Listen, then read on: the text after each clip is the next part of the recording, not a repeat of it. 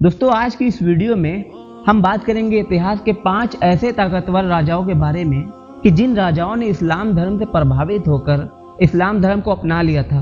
यानी इतिहास के 5 ऐसे ताकतवर राजा कि जो पैदा तो एक हिंदू के तौर पर हुए थे, मगर उन्होंने फिर बाद में अपनी जिंदगी में इस्लाम धर्म से प्रभावित होकर इस्लाम धर्म को अपना लिया था।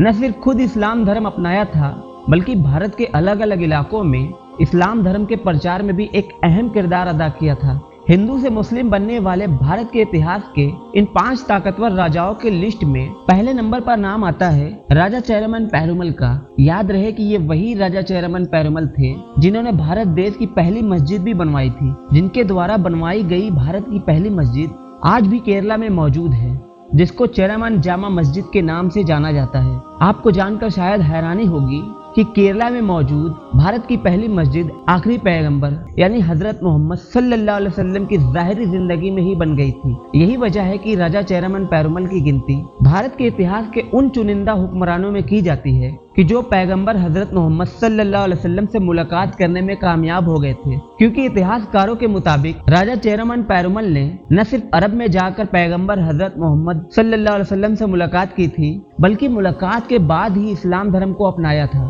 पैगंबर हजरत मोहम्मद सल्लल्लाहु अलैहि वसल्लम की तरफ से राजा चेरमन पेरुमल को एक नया नाम दिया गया था और वो नया नाम था ताजुद्दीन। हिंदू से मुस्लिम बनने वाले इन 5 राजाओं के लिस्ट में दूसरे नंबर पर नाम आता है जलालुद्दीन मोहम्मद शाह का। आपको बताते चले कि जलालुद्दीन मोहम्मद शाह बंगाल के राजा गणेश का बेटा हुआ करता था और इस्लाम धर्म अपनाने से पहले लोग इसको यदु गणेश के नाम से ही जानते थे। जलालुद्दीन मोहम्मद शाह की गिनती आज भी बंगाल के सबसे ताकतवर हुक्मरानों में की जाती है। आपको बताते चले कि जलालुद्दीन मोहम्मद शाह ने न सिर्फ इस्लाम धर्म अपनाया था, बल्कि बड़े पैमाने पर मस्जिदों और मदरसों का निर्माण भी किया था। इतना ही नहीं, जलालुद्दीन मोहम्मद शाह के दौर में ही इस्लामिक लिटरेचर को बड़ी तेजी के साथ बंगाली भाषा में ट्रांसलेट करना शुरू किया गया था। जलालुद्दीन मोहम्मद शाह के दौर में न सिर्फ बंगाल का पूरा इलाका भारत के सबसे अमीर इलाकों में गिना जाता था, बल्कि साथ ही साथ बंगाल की सरहदें भी बढ़ते बढ़ते बर्मा तक पहुंच गई थी।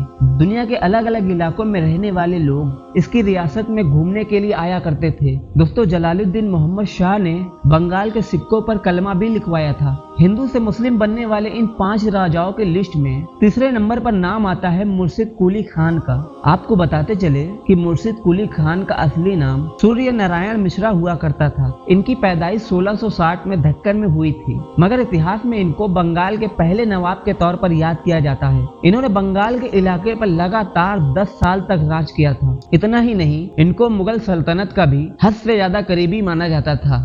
मुर्शिद कुली खान ने मुगल सल्तनत के आखिरी ताकतवर सुल्तान यानी औरंगजेब आलमगीर के साथ मिलकर भी कई सालों तक काम किया था। आपको जानकर शायद हैरानी होगी कि बादशाह औरंगजेब आलमगीर ने ही सबसे पहले मुर्शिद कुली खान को बंगाल का दीवान बनाया था। मुर्शिद कुली खान की गिनती अपने दौर के सबसे ताकतवर नवाबों में की जाती थी। माना जाता है कि बादशाह औरंगजेब आलमगीर ने मुर्शिद कुली खान के ऊपर ही मुर्शिदाबाद का नाम रखा था। जाहिर है ये शहर उस दौर का एक डेवलप शहर माना जाता था। इतना ही नहीं, भारत के सबसे बड़े कारवांसराय का निर्माण भी मुर्शिद कुली खान की तरफ से ही करवाया गया था। हिंदू से मुस्लिम बनने वाले इन राजाओं की लिस्ट में चौथे नंबर पर नाम आता है राजा सोनपर पाल का। राजा सोनपर पाल के पिता यानी फादर का नाम राजा लाखन पाल हुआ करता था, जो कोटला के एक ऐसे हुक्मरान थे जो नस्ली तौर पर राजपूत हुआ करते थे। मगर बात करें राजा सोनपर पाल की, तो आपको बताते चले इनको इतिहास में मेवात के सबसे ताकतवर हुक्मरान के तौर पर याद किया जाता है।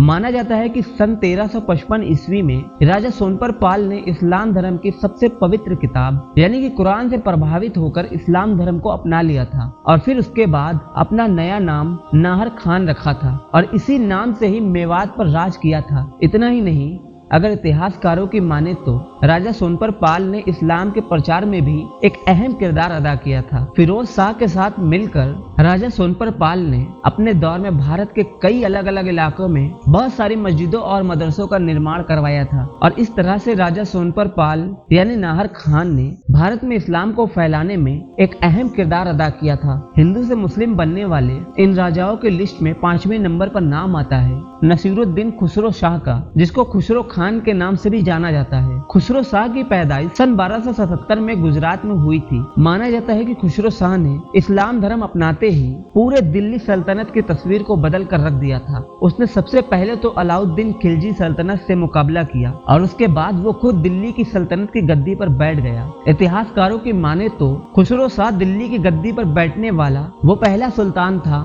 जो एक हिंदू से मुसलमान बना था। इसके मुसलमान होते ही दिल्ली की एक बड़ी आबादी मुसलमान हो गई थी। इतना ही नहीं, खुसरो शाह ने अपने दौर में बहुत सारी मस्जिदों और मदरसों को कायम करने में एक अहम किरदार अदा किया था। इसके अलावा भी दोस्तों, भारत के इतिहास में ऐसे बहुत सारे राजा गुजरे हैं कि जिन्होंने किसी न किसी चीज से इंस्पायर होकर इस्लाम धर्म को अपनाया था। तो जाहिर है दोस्तों, सारे राजाओं के बारे में बात करना एक ही वीडियो में बहुत ही मुश्किल हो जाएगा और वीडियो बहुत ज्यादा लंबी हो जाएगी। तो इसीलिए आज की वीडियो में बस इतना ही। वीडियो आपको पसंद आई तो वीडियो को लाइक करिए। चैनल पर पहली बार आए तो चैनल को सब्सक्राइब कर लीजिए। और आप इन राजाओं के बारे में क्या सोचते हैं मुझे कमेंट करके जरूर बताएं। मिलते हैं किसी नए वीडियो में, तब तक के लिए अस्सलाम वालेकुम, खुदा हाफिज।